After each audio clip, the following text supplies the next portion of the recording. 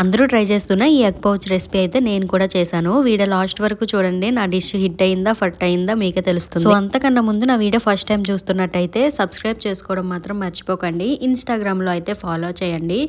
ఇంకా సబ్స్క్రైబ్ చేస్తారు కదా, వీడియోలోకి అయితే ఈ రెసిపీ ఒక్కొక్కరు ఒక్కొక్కలా చేస్తున్నారు. నేనైతే బాయిల్డ్ ఎగ్ ని ముందే ఫ్రై చేసేసాను. తర్వాత ఒక ఎగ్ తీసుకొని దాన్ని ఫోర్క్ తో బాగా బీట్ చేసేసాను. కొంచెం ఆయిల్ ఎక్కువగా వేసుకోవాలి. ఫ్రై చేసిన ఎగ్ ని అయితే ముందు ఆయిల్లో వేసి దాని చుట్టూరు మనం బీట్ చేసిన ఎగ్ ని అయితే వేసేసుకోవాలి. తర్వాత దాని మీద ఉల్లిపాయలు, టమాటా, పచ్చిమిరపకాయలు ఇంకా కరివేపాకు వేసేసుకోవాలి. ముందే ఆమ్లెట్ లో బీట్ చేసినప్పుడు కలిపేసుకొని అయినా వేసేసుకోవచ్చు. తర్వాత టేస్ట్ కి తగ్గట్టు సాల్ట్, పసుపు, కారం, మసాలా వేసేసి కాసేపు అయితే ఉంచాను. నాకైతే దీన్ని తిప్పడానికి భయం వేసింది, విరిగిపోతుందేమో అని చెప్పి. ఆఖరికి నేను మా హస్బెండ్ హెల్ప్ అయితే తీసుకున్నాను. తను బాగానే తిప్పారు. ఫైనల్ గా నా రెసిపీ అయితే హిట్ అయిందని అనుకుంటున్నాను. టేస్ట్ అయితే బాగుంది. ఈవినింగ్ స్నాక్ లాగా ఈ రెసిపీ అయితే చేసుకొని తినొచ్చు. నాకైతే కొంచెం టేస్ట్ పఫ్ లా అనిపించింది, ఎగ్ పఫ్ లాగా. దానిపైన ఇక మళ్ళీ పచ్చి ఉల్లిపాయలు అవి వేసుకుంటే ఇంకా టేస్ట్ బాగుంది అనమాట. ట్రై చేయకపోతే ఈ రెసిపీని మీరు కూడా ట్రై చేయండి. సింపుల్ గా 2 minutes లో అయితే అయిపోతుంది. లాస్ట్ వరకు నా వీడియో చూసిన వాళ్ళందరూ ఒక్క లైక్ అయితే చేసుకొని వెళ్ళిపోండి. సబ్స్క్రైబ్ కూడా